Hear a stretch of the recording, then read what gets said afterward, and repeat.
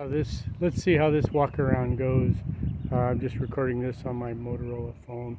So this is my tiny house camper. For the last 6 years, I've been staying in it, and traveling 4 or 5 months out of every year. I have 450 watts of ground deployable solar panels and another 400 watts on the roof, which is usually about enough. And then here next to my workshop, my sister's motorhome is stored here, but I'm building a house out of 3 40-foot shipping containers, brand new, all solar powered, and I'll have another 20-footer up on top on a roof deck. So I'm currently cutting out, reinforcing, and framing these together. I bolt them all together so it's mobile, can be mobile, but more importantly, in this county in Texas, it makes it, it doesn't add to my property tax. It's still classified a mobile structure. And with off-grid solar and everything, I don't tie to the power. So putting metal framing inside, and then they'll come end of the month or first week of July and spray foam all this stuff. I'll have a third party do that. Anyway, back to the little camper here. And then more 3D printing fun. The shroud for my front vent fan is here. All my pieces 3D printed. And a little Punisher edition.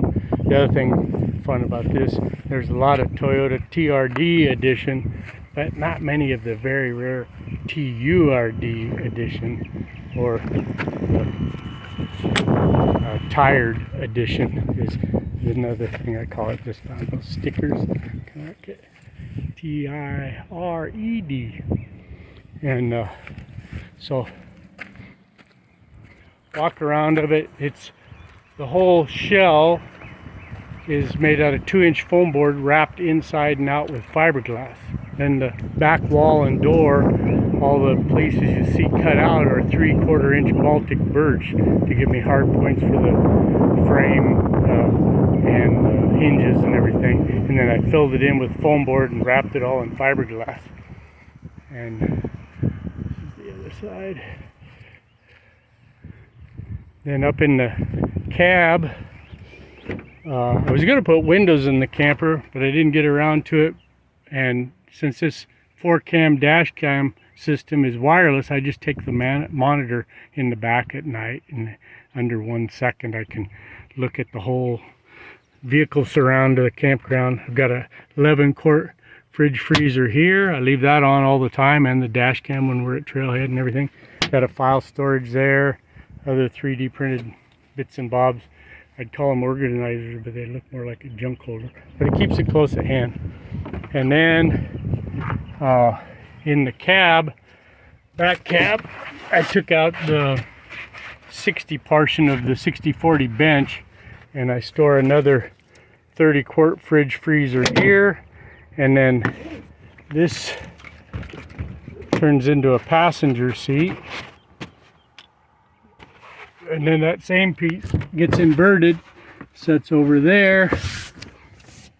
2 more 100-amp-hour lithium 12-volt batteries and some tie downs and this and that. And then this all folds flat. We'll put another thermarest if another one of the grandkids or whatever wants to travel along, up to about 5'8". They can sleep back there, lay horizontal. And it's got its own heater, air conditioner up there and everything. And then this switches and fuses. I can charge the front batteries, the Blue Eddy in the back, or both, or shut everything off. And they'll charge off of shore power or the alternator. And I've got a Blue Eddy charger too that can take in simultaneously 600 watts of solar and 1,000 watts from the alternator. You can adjust how much alternator you want to take. So the second 30-quart fridge freezer is here, and I have a room. I sometimes carry my 1250 watt generator, and then this clips up out of the way if I need another surface when I'm using this for a cooktop. Put the induction cooktop back here, or the waffle maker, whatever. And then inside the camper, so this is the construction. This is the cutout where I put the front vent. So it's 2-inch foam board wrapped. The thick fiberglass is the outside wall, thin on the inside, and then I have a 1x6 poplar hardwood fiberglassed into the shell for the interface with the seals. This is like a topper type. It's never leaked. Insulated 2 inches on the floor. Pull 4 turnbuckles. These 4 screws and 4 more up there. The top lifts off, and then the cabinet and this piece of the floor are one piece. The bed frame and the other piece of the floor are the other piece. I just slide those in my shop. I hoist this up into the 20-foot ceiling of my workshop. And then in here is how you're laying. So I have the variable speed computer fans, but they're not reversible, so I just mount them with magnets. Just turn it around if I want the flow the other way. But almost always I have this one on inflow and the one at the head of the bed outflow. That's what I seem to like the best. And then the bed is also on a electric tilt.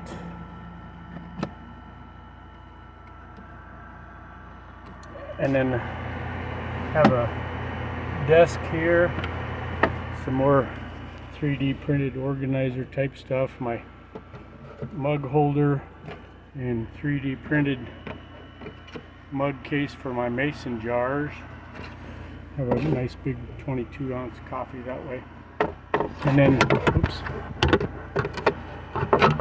my hanging storage on both sides, hanging clothes, and then just hold it out of the way with the mesh elastic netting. And the air fryer stored up there, induction cooktop, all my recovery gear, off-road floor jack, the Blue Eddy AC 200 Max under there, and its auxiliary battery, and then just luggage and everything underneath the bed. Oh, also I made it a Dutch door in case somebody closes the tailgate when we're sleeping in here. But being this small and this well insulated, when it's over 100, I can run the air conditioner about 3 days on the batteries. So that's nice. And then, because it only runs about 10% of the time once you get the temperature. Then underneath the bed frame, I have my cooking gear, shore power connections, spare clothes, my toilet system. And then we were up in Colorado for 5 days. It was in the 20s. In about 10 minutes, that 1500 watt AC heater got it up to 70 degrees, and then held those 70 degrees with this little, flip it on here. It's 81 degrees in here right now. I've got it set it to come on at 46 degrees. But it's a 150 watt, 12 volt little heater and fan, 3D printed little shroud, so it draws its air the right way.